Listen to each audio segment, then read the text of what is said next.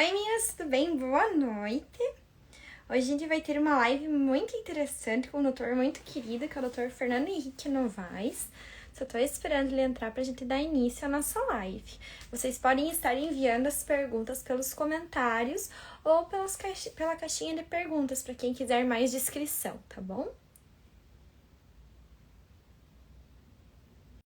Deixa eu arrumar a câmera aqui.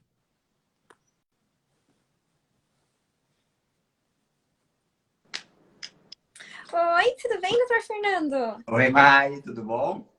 Tudo bem? Quanto tempo, né? Faz tempo. Essa pandemia deixou todo mundo mais afastado, né? Pois é. Mas estamos aqui de novo e hoje a live vai ser salva, não vai ter problema, porque eu já aprendi como que faz. Ela meio que dá uma travadinha em todo final que eu vou salvar, sabe? Então eu tenho que ir bem devagarzinho, sabe? Não posso sair do Instagram, tem que continuar ali para poder salvar ela direitinho. Pra não perder, né? É. Eu E queria aí, que o tudo doutor. bem por aí? Aham.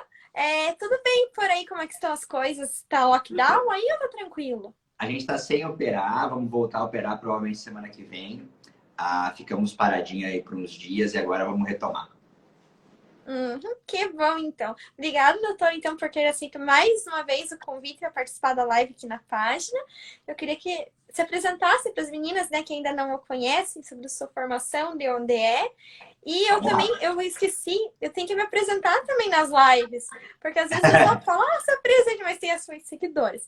Então, eu sou a Mari, tenho um perfil que eu faço live com vários cirurgiões plásticos bem conceituados, tanto do Brasil como do exterior. Eu acho que o único do exterior que eu fiz foi o Alfredo Reis, né? Mas fiz com o do exterior, É né? top, Que né? é o Alfredo Reis. É o E eu Papa. tenho esse perfil aqui onde eu posto as dúvidas dos seguidores sobre cirurgia plástica e também fotos de cirurgias, mas sem revelar o nome do médico. Isso mesmo. Bom, Agora o muito doutor pode se prazer. apresentar. Eu sou Fernando Henrique Novaes, sou cirurgião plástico, sou formado em cirurgia plástica pelo Hospital do Servidor Público Estadual de São Paulo. Fiz minha formação em São Paulo, capital, e retomei para o meu estado para dar continuidade na minha vida por aqui. Uhum. Então é isso, eu vou dar em... Um dos motivos grandes que você sempre me fala, né, que a gente sempre conversa é sobre lipo de alta definição, é um dos principais motivos. E a lipo de alta definição eu tive o prazer de ter desempenhado e desenvolvido na lipo de alta definição na Colômbia com o Dr. Humberto Uribe. E também ter acompanhado outros grandes nomes, como o casal Manfrim, que você já entrevistou também, que são sensacionais. Sim. Ah, mandaram perguntar para você se teu prato preferido é tapioca com ovo. Aquele prato lá é especial, hein? Aquele prato me fez melhorar muito. É crepioca?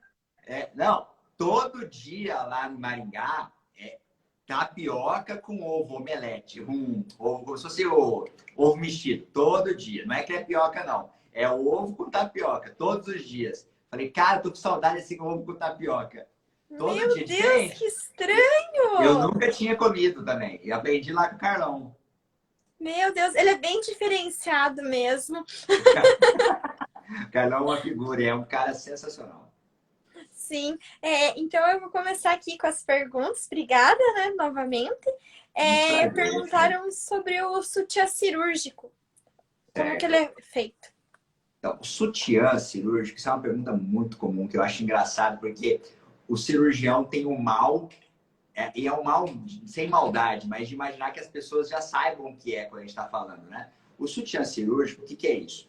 Quando a gente faz um corte, a gente vai secando uma mama, quando a gente vai mexer nas estruturas, todos os ligamentos naturais dos tecidos, eles são danificados. E os ligamentos que são na parte inferior da mama, que é onde define o sulco da mama, a parte inferior da mama, também sofrem, ficam mais frágeis. Então, o que é o sutiã interno? Quando que ele ficou sendo mais comentado? Principalmente pelo Mirochnik, né? Que é aquele australiano que esses dias você postou um caso, se não me engano, dele também. Ele foi desenvolvendo isso, que reforçando a região inferior das mamas, com pontos, que geralmente a gente usa fios especiais, fios farpados, para desenvolver esses pontos e reforçar essa região, a gente consegue diminuir a chance de ceder essa prótese do famoso bottom out. O que é isso? A prótese escorrega. Então, esse é o nosso sutiã interno. Não significa que a prótese vai ficar, que a mama vai levantar por causa disso. A intenção é formar uma barreira mecânica na parte inferior da mama para que essa prótese não escorregue. Como se fosse imitando aquele aro que alguns sutiãs têm de ferrinho na parte de baixo. Uhum.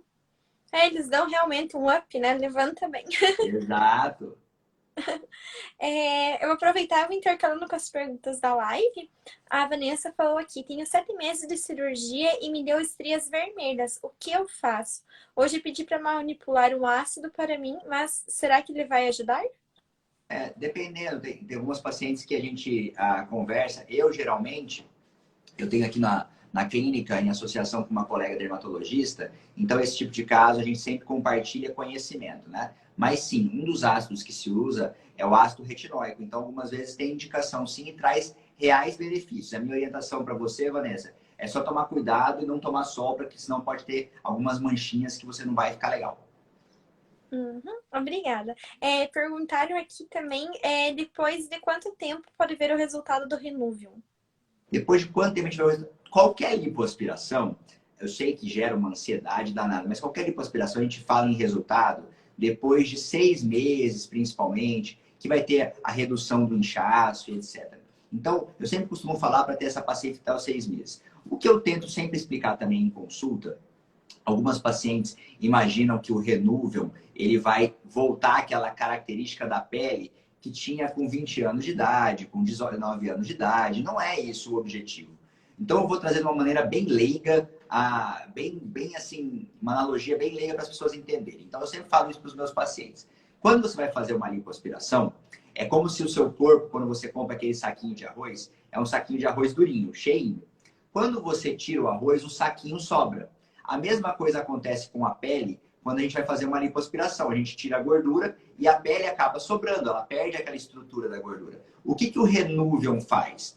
Ele tende a fazer como se fosse um efeito de vácuo nesse saquinho de arroz, diminuindo principalmente essa flacidez que toda lipoaspiração tende a causar. Então era muito comum a gente ver, por exemplo, o paciente falar: eu tinha um umbigo normal, fiz uma lipo e o umbigo ficou triste depois da lipo. Por que isso? Porque justamente tirou a gordura e a pele sobra.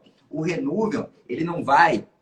Vou ligar a luz de novo aqui, senão fica muito escuro. O Renuvium, ele não vai mudar a característica da pele, voltar a ter aquela pele jovem de um viço de 20 e poucos anos. Mas o que ele vai fazer é impedir principalmente de que uma flacidez fique maior depois e sim causa uma retração na pele, com certeza. Mas ele não vai mudar essa pele completamente, não é um milagre, entendeu? Uhum, obrigada. A próxima pergunta também é sobre o Renuvium. Ele substitui o corte da abdominoplastia? Não, não substitui.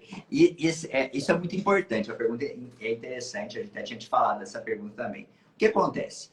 Quando a gente avalia uma paciente para uma lipoaspiração, uma abdominoplastia, a gente avalia, vou dizer para vocês, 3 componentes. Então, a gente avalia a qualidade da pele, flacidez de pele. A gente avalia gordura no subcutâneo, que é aquela gordurinha que quando você pega, você sente aquela gordurinha na barriga. E a gente avalia parede abdominal. Parede abdominal, que é aquela parte dura, o final do abdômen, que a gente sente para ver se está com uma flacidez. Quem que tem mais flacidez de parede abdominal? Principalmente mulheres depois das gestações. Então a barriga tende a ficar um pouquinho mais molinha, mais flácida, não só a pele, mas a parede abdominal. O Renuvium, ele trata somente a pele. Então ele não trata uma flacidez extrema, ele não trata também flacidez de parede abdominal. Então aquela mulher que tem uma diástase, ela não vai ser substituída pelo Renuvium, ela tem que fazer abdominoplastia para amarrar o abdômen, entendeu? Então o Renuvium ele ajuda bastante quem? Quem tem gordura localizada e tem uma flacidez de leve a moderada. Ah, doutor Fernando, eu tenho uma barriga legal, mas eu tenho bastante flacidez e tenho estrias. O Renuvium vai conseguir me ajudar? Ele tem limitação principalmente quando a paciente tem estrias. Não causa boa retração nessa pele. Então, em alguns casos, não consegue escapar de uma abdominoplastia. Mas sim, outros casos, quando não tem uma diástase exacerbada, quando a paciente tem um abdômen tonificado, a gente consegue conversar e explicar que não vai ficar aquela barriga esticadinha, mas a gente pode tentar poupar de uma abdominoplastia e ter um abdômen legal. Uhum, obrigada. Perguntaram se a lipo dói e como é o pós-operatório. Lipo, geralmente, os pacientes se queixam de um pouco de dor, sim. principalmente na região das costas. Alguns pacientes reclamam bastante da região aqui acima do bumbum. E a queixa principal são nas primeiras 72 horas. É uma queixa onde realmente as pessoas reclamam um pouquinho. Mas depois isso é bem variável. Eu já tive paciente que com 3, 4 dias, aquelas pacientes mais agitadas, queriam voltar já para a academia. E tem algumas pessoas que ficam mais amuadinhas. Mas os 3 primeiros dias são os mais chatinhos. Uhum, obrigada. Perguntaram quanto tempo após a abdominoplastia. Eu sempre me enrolo para falar abdominoplastia. É meu trava-língua. Quanto tempo após a abdominoplastia para voltar a praticar exercícios físicos? Então vamos lá, essa é uma pergunta legal. Para voltar, por exemplo, a fazer uma caminhada, algo que não envolva grande esforço físico, geralmente você vai passar com o seu cirurgião. Passou ali de 21 dias de pós-operatório, geralmente já pode liberar uma caminhada, algo leve. Pensando em atividade como academia, peso, que faça esforço abdominal, né? Que na hora que você vai fazer aquela valsalva, que é aquela coisa de levantar um peso que faz esforço no abdômen, sempre coloque na cabeça uma média de uns 2 meses. Mas para voltar a caminhar, fazer uma bicicleta ergométrica, por exemplo, dá sim para voltar depois de 21, 30 dias em média. Uhum. Obrigada, doutor. Doutor, tenho assimetria mamária. Fui ao médico e ele disse que só conserta com cirurgia. Como é feita? No caso, quero com prótese. Então, é complexo responder isso. Então, vamos lá. Então, algumas pacientes têm assimetria mamária, têm as mamas grandes, às vezes não precisa de prótese, pode ser feito sem prótese. E quando tem uma flacidez e a paciente quer prótese, uma flacidez importante, geralmente a gente trata a diferença das mamas com a parte cirúrgica, não com próteses diferentes. Então, a gente tende a colocar próteses de mesmo volume e tratar essa diferença tirando um pouquinho mais de tecido, um pouquinho mais de pele da mama que é maior. É assim mais ou menos que é feito, para você entender um pouquinho. Uhum, obrigada. Toda prótese de mama tem alça muscular e sutiã interno? Pergunta ótima. Toda prótese de mama hoje, nas minhas mãos pelo menos, tem o sutiã interno. A alça muscular, não. A alça muscular, que foi criada principalmente pelo ONU, né? Marcelo ONU, que eu acho que você já entrevistou também, se não me engano, não tenho certeza, que é um cara Sim, sensacional. Foi na mesma semana que eu entrevistei você em setembro, eu acho. Ele é fera, ele é um cara que revolucionou para todo mundo a cirurgia das mamas. Ela é principalmente indicada em quem vai fazer mastopexia com prótese. O que é esse nome? É a mamoplastia, aquela cicatriz do T. Quando vai somente colocar prótese, não é muito comum ter a alça muscular. Não, não é o caso. Uhum. Mas Obrigada. Oi?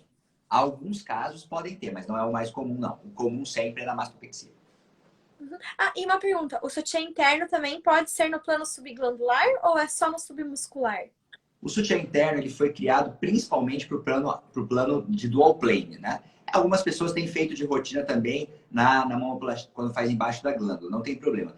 Eu gosto tanto do sutiã interno que até em caso hoje de mamoplastia redutora, eu tenho feito para estabilizar a cicatriz. Então, minha resposta para essa pergunta é que hoje sim, pode ser feito em todas as situações.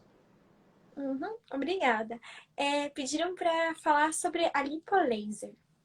Lipo laser, eu não tenho o hábito de usar o laser. Então, eu sempre tive o hábito de usar o Vaser, né? Agora está na onda do Vaser em relação ao Anvisa e tudo mais. Então, a gente está aguardando essa normatização. Mas é também uma modalidade. A gente vinha usando o Vaser, que é uma modalidade difundida mundialmente. E agora estamos aguardando essa parte legal do processo.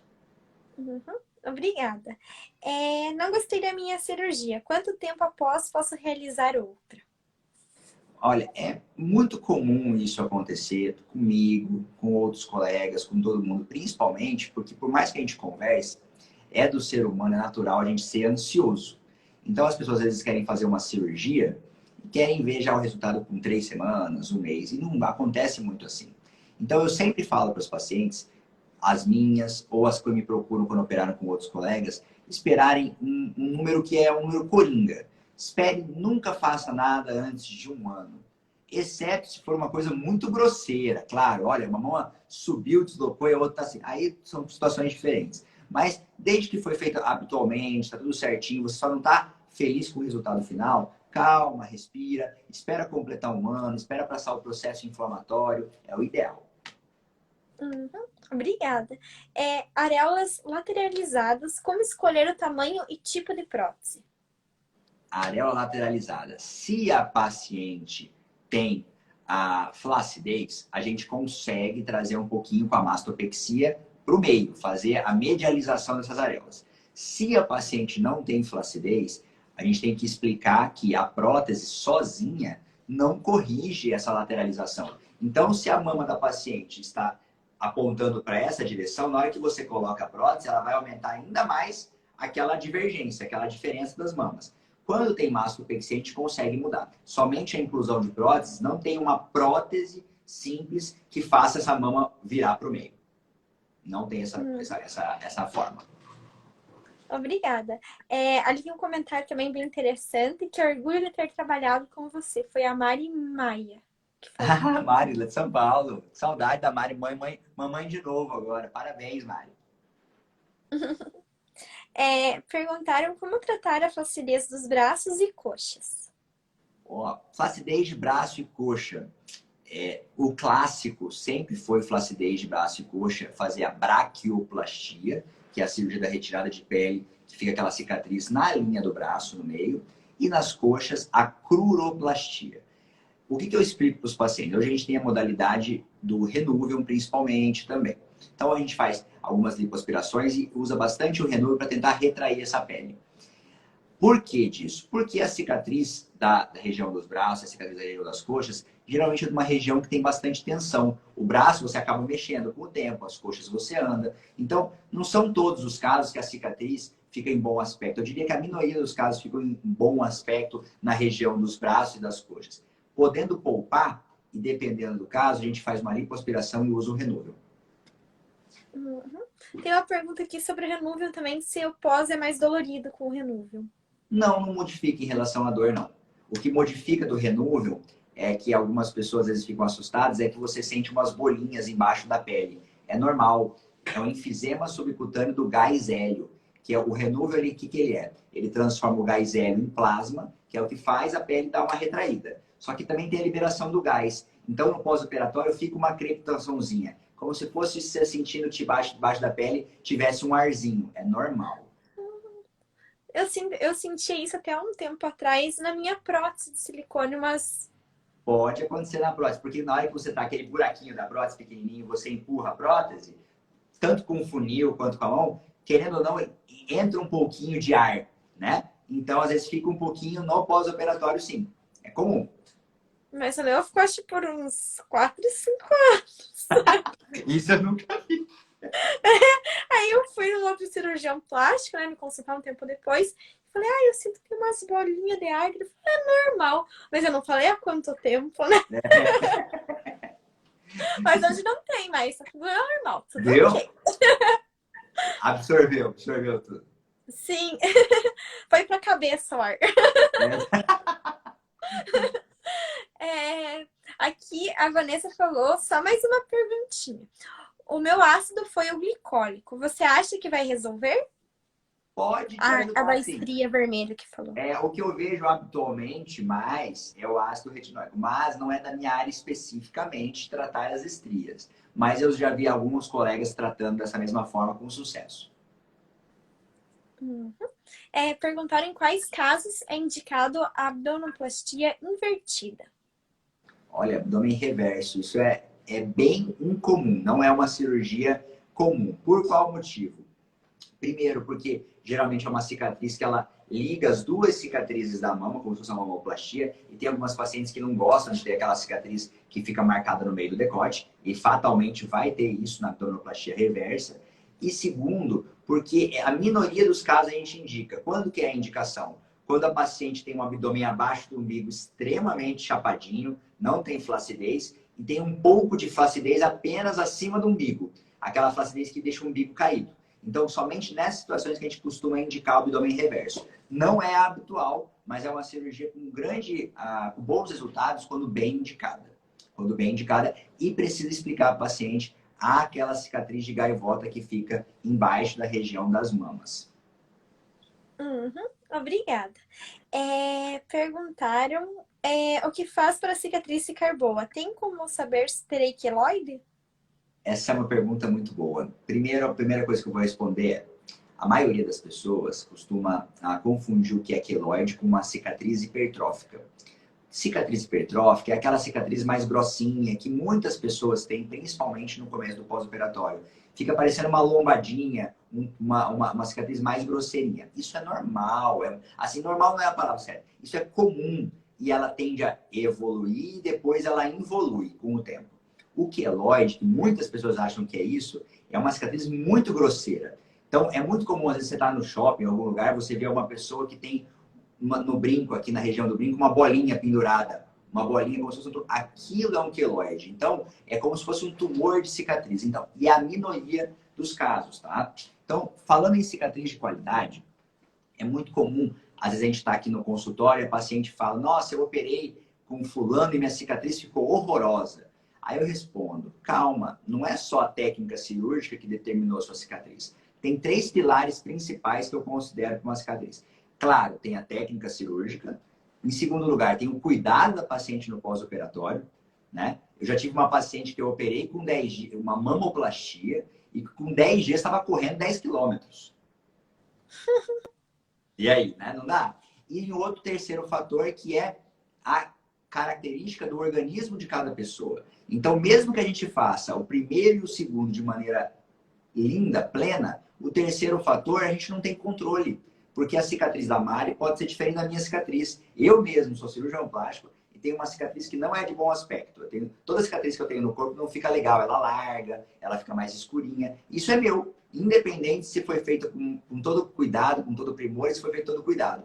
Então, são 3 pilares, 3 fatores que eu sempre explico para os pacientes. Uhum, obrigada. Perguntaram se você faz a prótese de recuperação rápida. Faço a prótese de recuperação rápida desde 2018.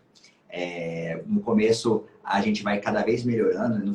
A minha última situação, que eu tive um caso mais conforto, já tem bastante tempo, então isso deixa a gente bastante feliz. Vou ter a oportunidade agora de melhorar ainda mais com o curso que eu vou fazer do R24R no final do mês, que você já entrevistou o Thiago também.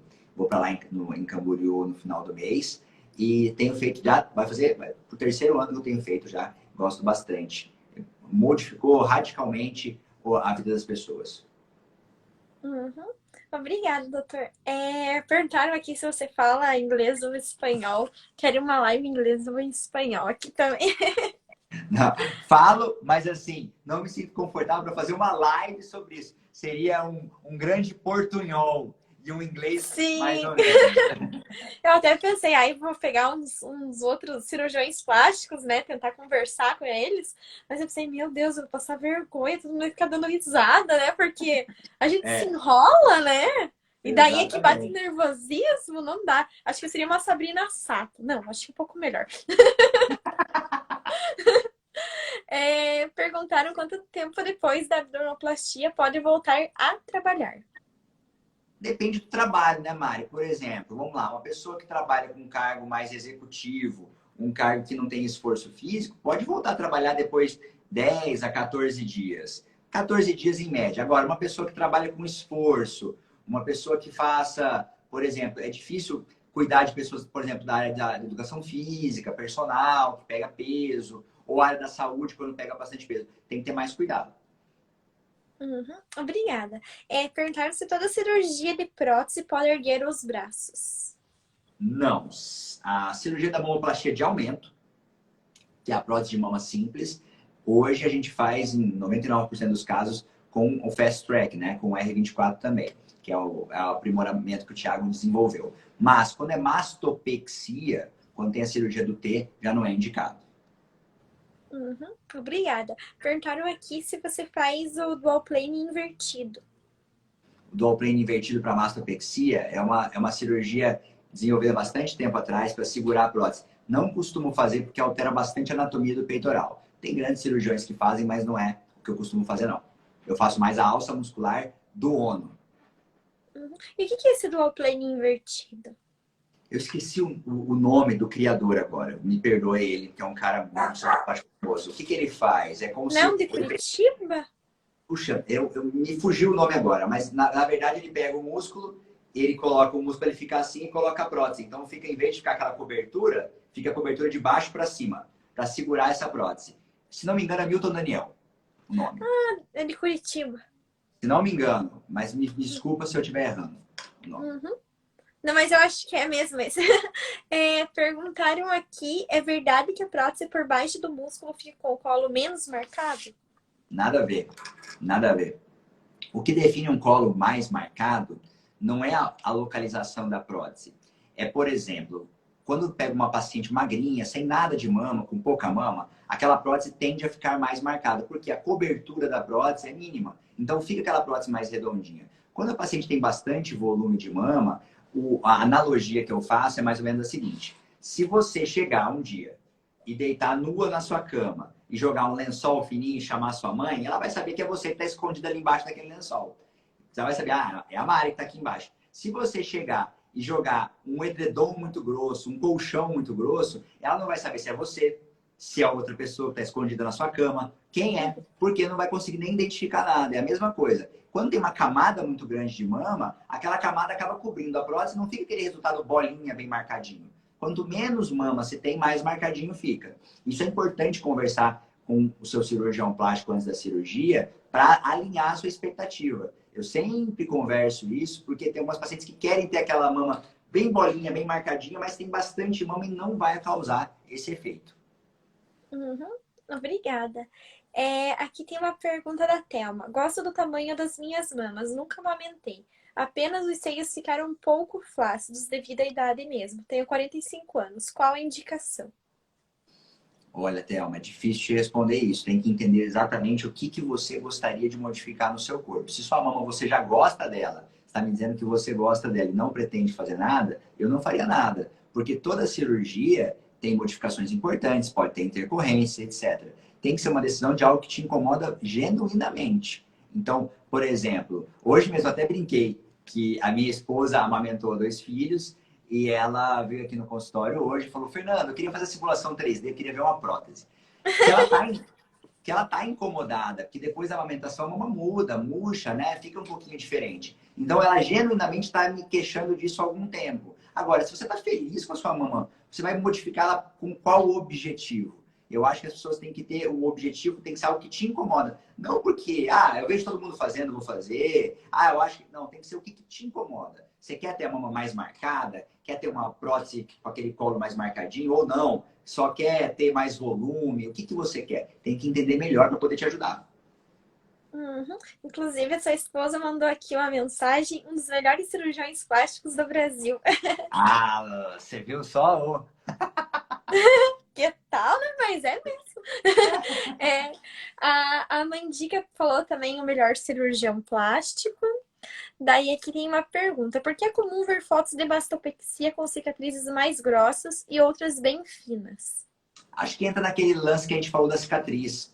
É variável. Tem gente que tem, por exemplo, eu sempre falo para as minhas pacientes, quem é minha paciente sabe. A paciente vem e fala: doutor, olha, essa cicatriz está impecável. Várias amigas minhas vão te procurar. Eu falo: fala para me procurar, que você gostou de mim, mas não fala da cicatriz, porque a cicatriz é uma coisa muito particular. Tem gente que tem boas. Eu mesmo sou cirurgião, meu amigo cuidou de mim, é um cara muito bom, e eu tenho uma cicatriz ruim, não tem muito o que fazer no meu caso, entendeu? Então tem que ver cada paciente. Tem gente que tem a cicatriz excelente, tem gente que não tem. E é muito comum aquela comparação: mas a minha cesárea. Não dá para a gente levar em consideração a cesariana. Por quê?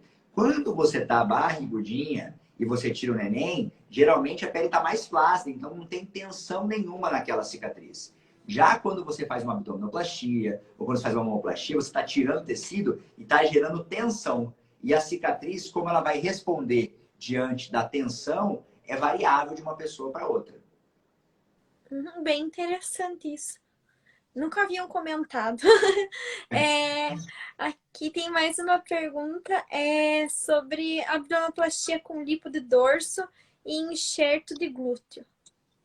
Ou qual que é a dúvida dela? Acho que é só isso. Lipo de dorso e enxerto glúteo. Acho que ela quer saber tem se gente que faz abdominoplastia. Tem gente que faz abdominoplastia, quase não tem gordura na parede, na região da frente, né? Tem mais gordurinha nos flancos e nas costas, e com essa gordurinha pode colocar gordurinha no bumbum. É possível, sim. É muito comum. Uhum. Obrigada. Perguntaram se é normal ter manchas após a lipo. Estou com uma divisão na metade das costas e barriga. Nos seios não tem, nem na parte de cima das costas. Tem pessoas que têm sim hiperpigmentação, porque quando a gente faz a lipoaspiração, a gente fica roxo. E tem gente que o roxo pigmenta um pouco a pele. Na imensa maioria das vezes, isso é transitório. Então, isso acontece e depois de um tempo tende a regredir. Mas é comum sim. Onde eu mais vejo na minha experiência isso acontecer é na região do culote. Mas, felizmente, eu nunca tive um caso que não tenha desaparecido. Uhum. Obrigada. Os takes ajudam realmente no pós-operatório? Pô, eu sou fã do taping. Eu acho que o taping é incrível, de verdade. Eu acho que o taping para lipo, principalmente também, na região das lipos, melhora muito o edema, melhora muito o roxo, melhora muito, muito, muito a abdominoplastia também. Então, eu tenho taping como rotina no meu dia a dia. Uhum. Tem uma pergunta que tá aqui na live também que as meninas enviaram, é sobre em quanto tempo aumenta o Renuvion na cirurgia. Variável, né? Mas geralmente aumenta consideravelmente. Então, vamos dar um exemplo. Uma paciente que fez uma lipo e vai fazer um Renuvion no abdômen, nas costas e nos braços. Faz de conta. Pode colocar que vai aumentar em 1h30 de cirurgia. Uhum. Obrigada. Aqui tem um tal de Alexandre Neri Leal, falou, voa Fernandão. Abraços ao nosso amigo Dr. Michael Zen. O Alexandre foi meu colega na época de residência e o Michael Zen foi um americano que visitou a gente na época e a gente fez uma cirurgia junto que tem uma história particular. Nem uma pergunta. É normal o médico não pedir para usar a placa após a lipo? É variável isso.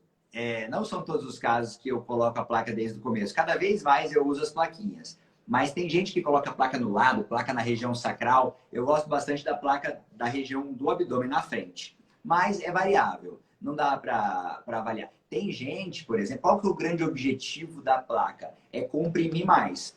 E se você parar a pensar, quando você pega a sua malha e fecha assim, às vezes a pele por dentro ela dá aquela dobradinha nesse sentido.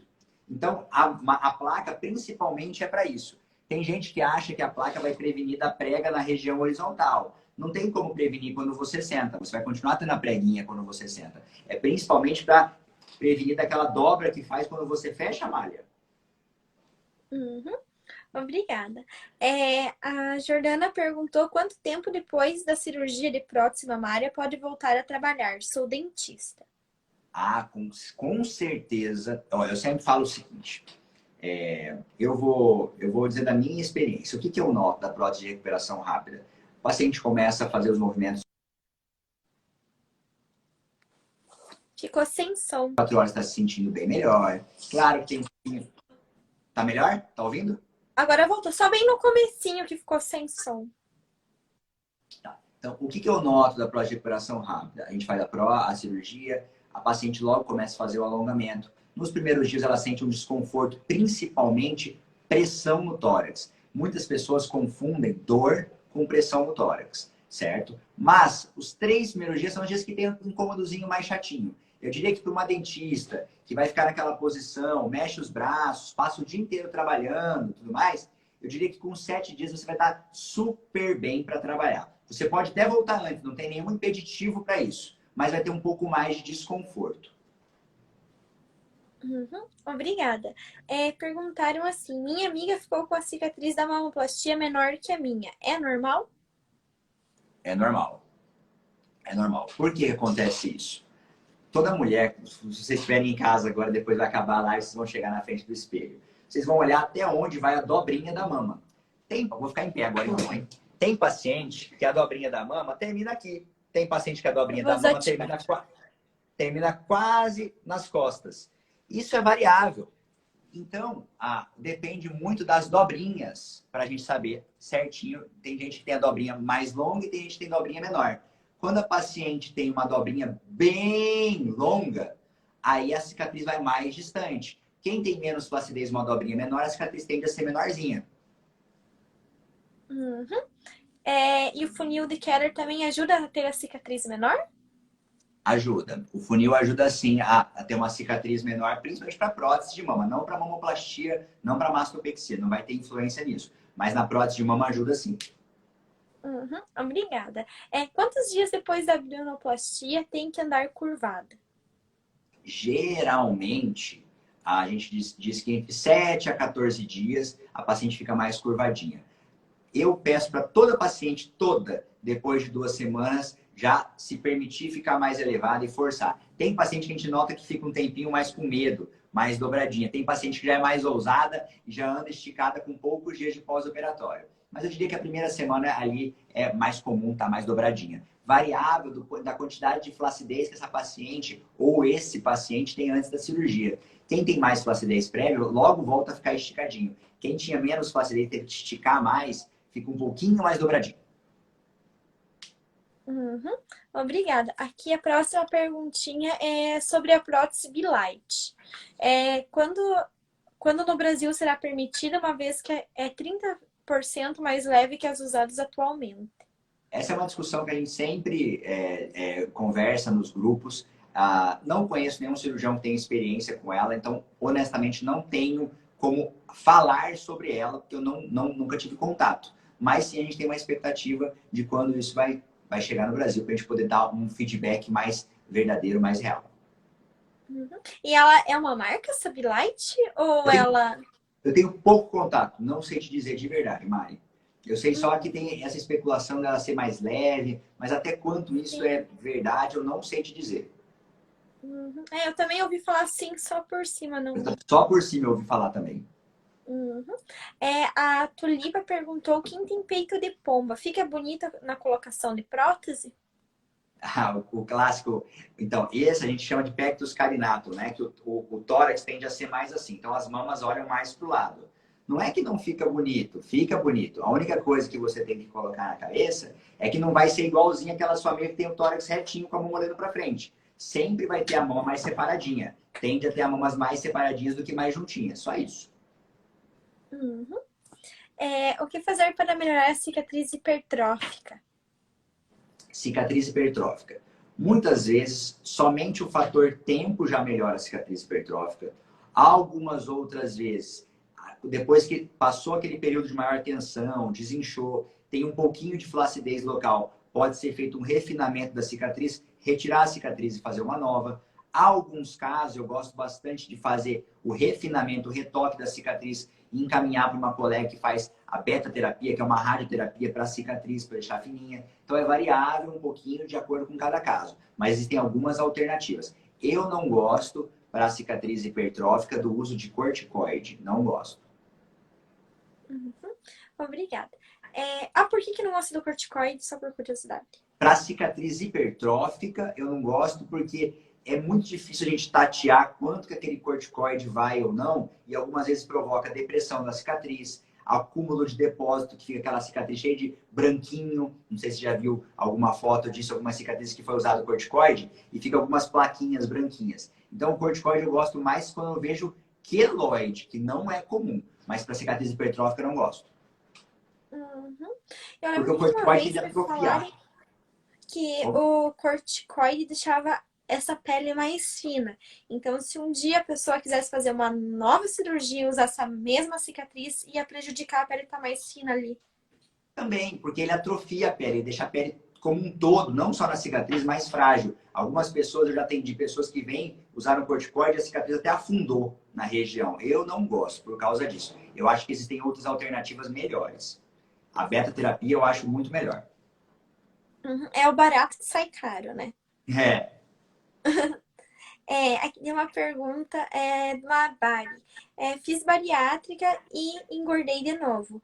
Quero fazer abdominoplastia. Quantos quilos tenho que emagrecer?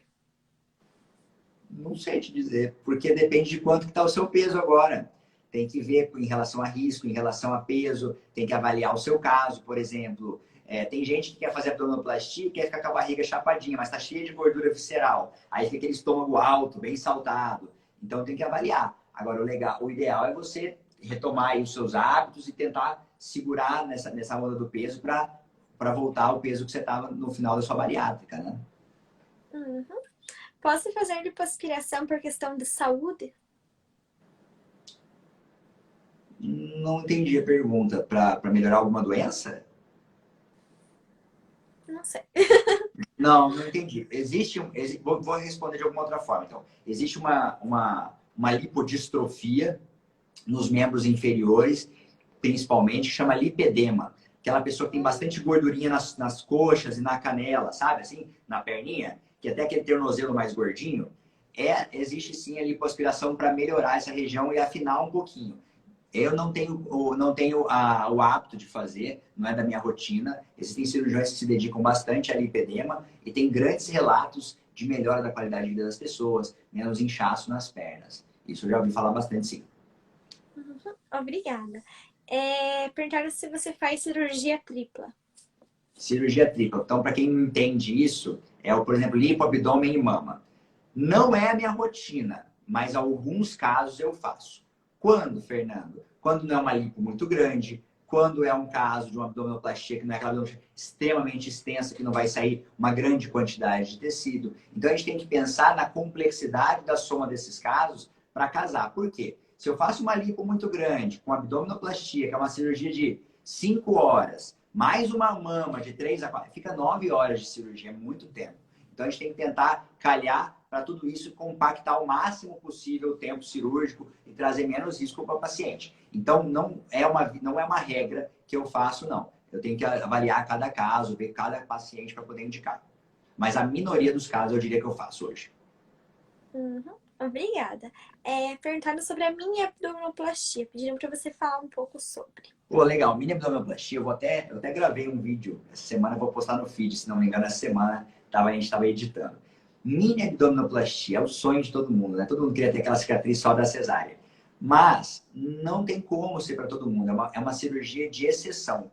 Principalmente quem tem indicação de mini abdominoplastia. Quem tem muito pouca flacidez, principalmente abaixo do umbigo somente, e quem tem geralmente um umbigo posicionado de maneira alta. Por quê? Quando a gente faz o mini abdômen, a gente tende a desinserir esse umbigo e baixar ele um pouquinho. Quem já tem um umbigo mais baixinho fica meio esquisito. O umbigo fica quase na parte tocando uma calça de um cos mais alto, sabe? Então, não é legal quem tem já um umbigo baixo e não funciona para quem tem flacidez no abdômen como um todo. É caso de exceção. Obrigada. Prótese por cima do músculo tende a ceder? Tende. Ó, isso até o Carlos Manfrim fala que toda mama cai. Isso é clássico.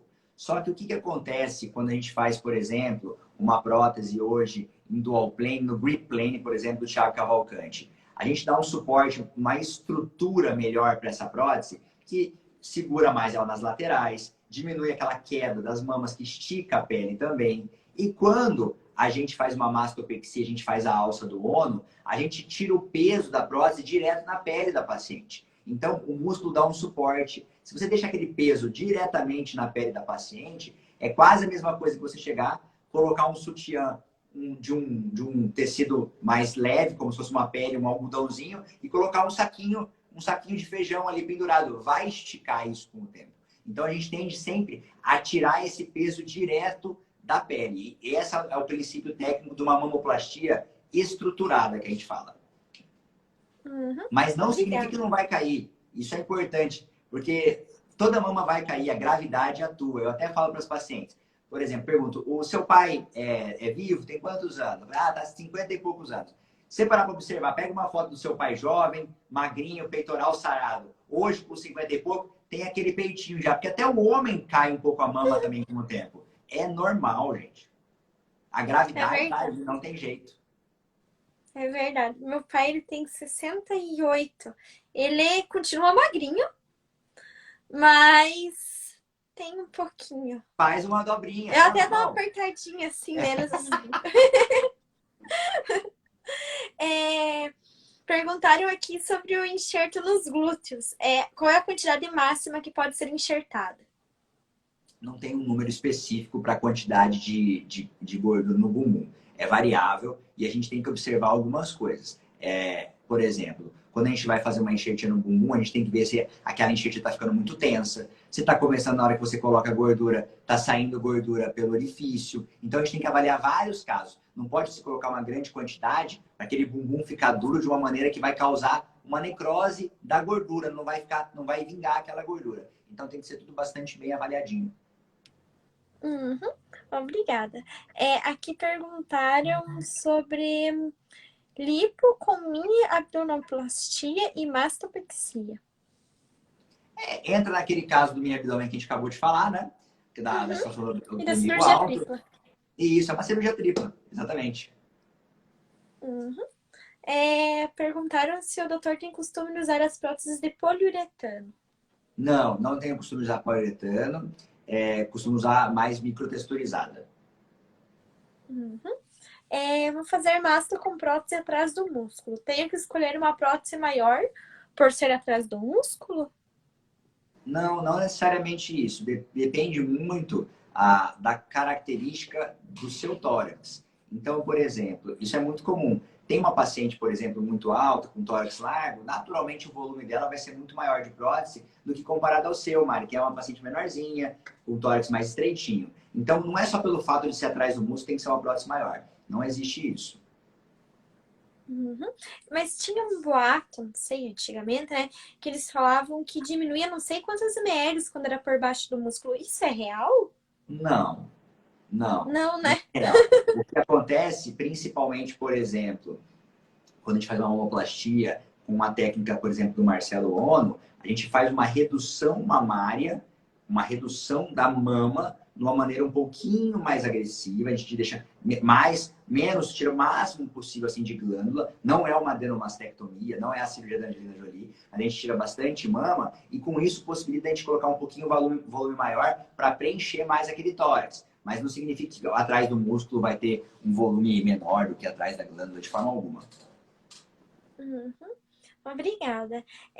Perguntaram se você faz cirurgia para retirar flacidez da coxa. Quase não ouço falar desse tipo de cirurgia. É a cruroplastia. Faço, né? A gente faz, não são todos os casos, é a minoria dos casos que procuram para fazer uma cruroplastia. Quando você mostra, explica, mostra a cicatriz, mostra o pós-operatório, algumas pacientes acabam falando, puxa, acho que eu não vou fazer. Tem que ser uma decisão bem tomada. Mas é uma cirurgia que a gente faz, sim. Uhum. Perguntaram com quanto tempo volto a trabalhar. Fiz lipo. Nossa, eu sou míope, desculpa. Tentei ler, é que daí o olho vai... Com quanto tempo para voltar a trabalhar quando você faz lipomamoplastia e abdominoplastia? É uma cirurgia tripla, é uma cirurgia grande. Eu diria que, dependendo do seu trabalho, se você não pega peso, não faz nada, eu diria para você separar aí uns 21 dias para voltar a trabalhar mais tranquila. Obrigada. O umbigo após a abdominoplastia, usa alguma prótese para dar forma no umbigo? Pode ser usado. Em alguns casos a gente usa a órtesezinha de silicone para ajudar, porque a cicatriz do umbigo é uma cicatriz circunscrita. Então tende, em alguns casos, a fechar um pouquinho. Algumas vezes somente um moldezinho com gaze mesmo, um curativinho local. Uhum. Aqui na live fizeram duas perguntas ali na caixinha sobre qual é o tipo de lipo que você mais gosta e se você faz a lipo clássica ou é só a HD.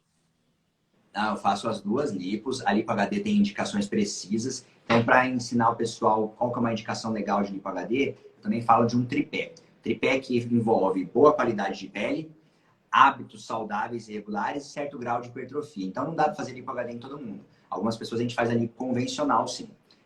Então, é variável a indicação. Uhum. Tudo existe indicação, né?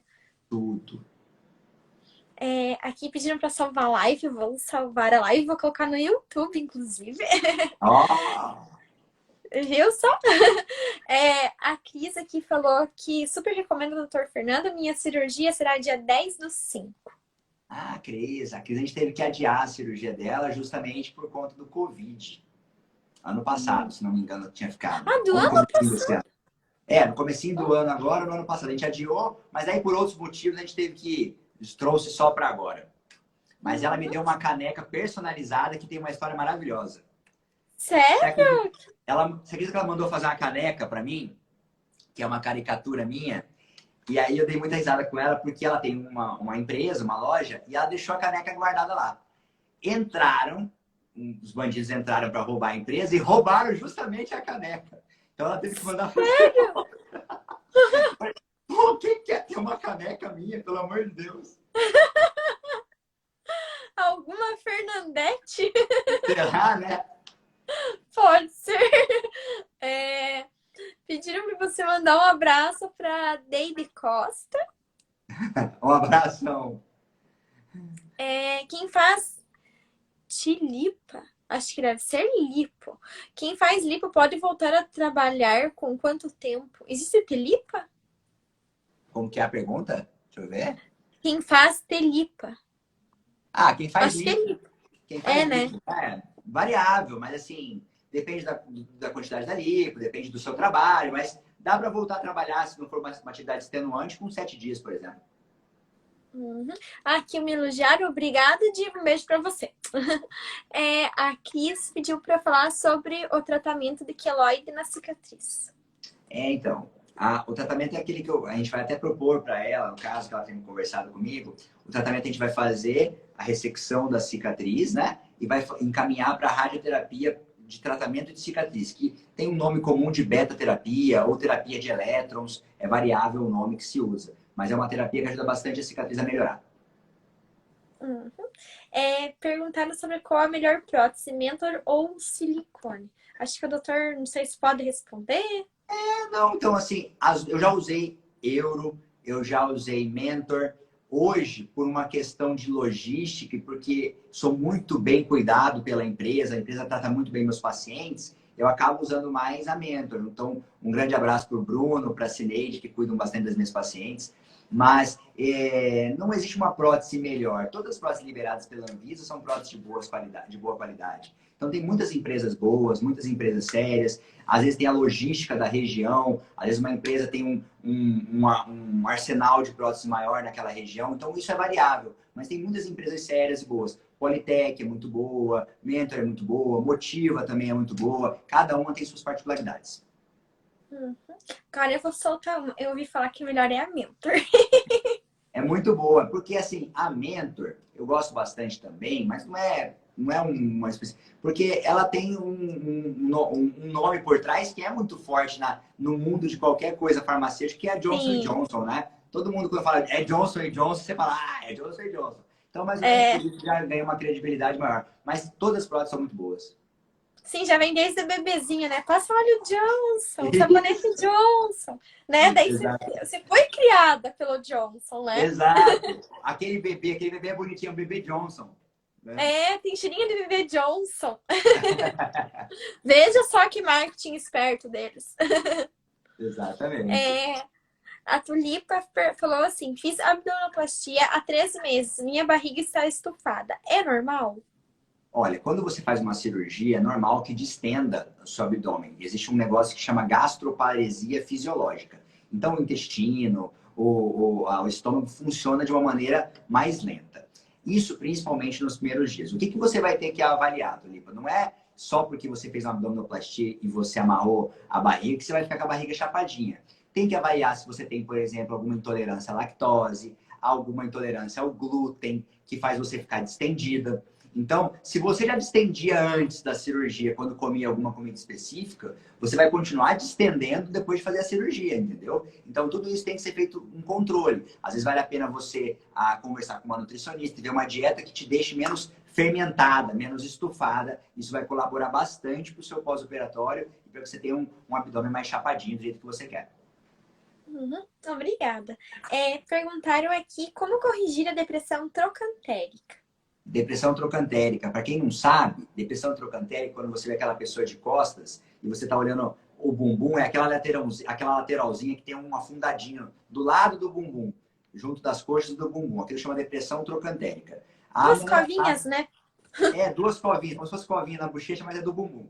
A maneira clássica de se tratar é com lipoenxertia, gordurinha naquela região. Por quê? A depressão trocantérica ela é formada por uma região que não tem músculo. Então é só região de fáscia muscular, região de tendão muscular. Então você pode malhar o quanto for, ela não vai inchar aquela região. Falta mesmo é conteúdo subcutâneo. E a gordurinha ajuda a dar uma boa amenizada nessa região. Uhum. Até porque as fisiculturistas, né? As mulheres fisiculturistas, elas não têm aquela parte justamente porque falta essa gordurinha. Exatamente. Homem geralmente tem mais depressão trocantérica do que mulher, Sim. porque não tem o bumbum mais recheadinho. Uhum. Em alguns casos até pode ser bonito, que dá aquela impressão de bumbum mais empinadinho, mas realmente em outras acaba, parece que tá em V, né? Alguma coisa. Não sei se estou falando a Parece que maneira forma certa. dois parênteses assim, né?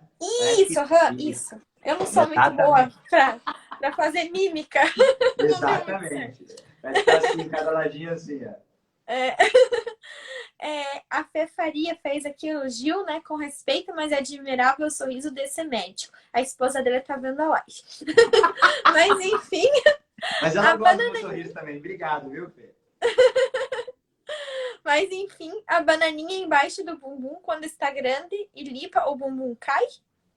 Então, a bananinha, ela na década de 90, começo dos anos 2000, ela era uma região que todo mundo secava muito para tirar aquela gordurinha e não cair e não ficar aquela gordurinha. E com o tempo foi vendo que a gordurinha ela dava um suporte, ela dava uma segurada no bumbum. Então a gente hoje não lipoaspira a bananinha com muito vigor, lipoaspira bem pouquinho, evitando realmente porque ela que dá uma estruturada no bumbum. Uhum. Ó, sua esposa ali, ó. Aí, ó, tá de olho, tá de olho. Tá certo, tem que cuidar mesmo. Mas é lindo mesmo. E se é com respeito, tá ótimo. Ela é fofa, Mas né? aproveitaram e elogiaram. Mas, sério, te falar, tem lives que as meninas elas se atacam. É a live do Paulo Duarte. É a live do Fernando Bianco. A do Fernando Bianco é campeã, meu Deus do céu. Elas o tempo todo. Mas o Fernandão tem aquela voz dele de radialista, né? De narrador de futebol. Então ele é um cara todo, é um cara galã, né? É, charmosão, né? Ele é um charmosão. O Fernandão é um cara que eu admiro demais, eu gosto muito dele. Sim. Eu, inclusive, conheci ele através de você. Lembra que você disse pra mim, faça live com o Fernando Bianchi. Da Motiva. Ele manja muito. Ele é o cara. Ele é o cara. Sim, muito querido. Aqui me mandaram um oi também. Mandaram um oi pra... não foi. Nossa, que vergonha agora. Acabando a live, passei uma vergonha. Meu Deus do céu.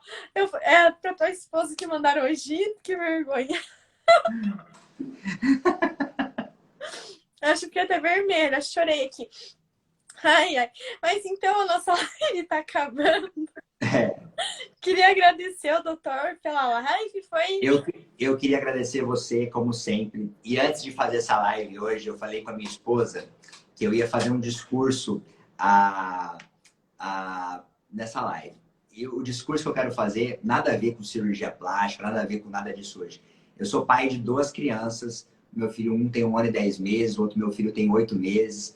E essa semana eu estou extremamente tocado, sentido, chateado cada vez mais com o desenrolar da história do menininho lá do Rio de Janeiro, do Henry.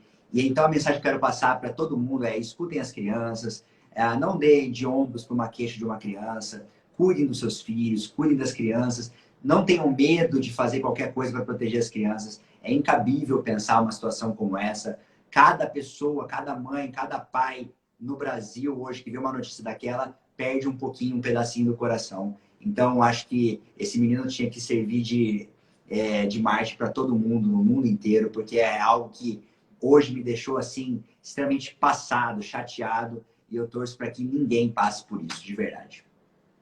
Uhum. Isso mesmo.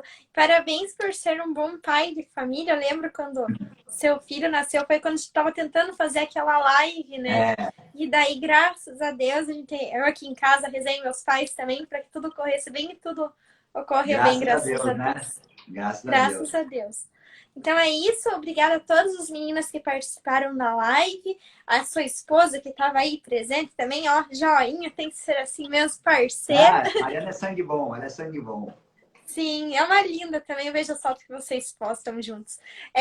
E é isso, obrigada, doutor. Boa noite. E, gente, desculpe pela bola fora do final, gente. Que vergonha.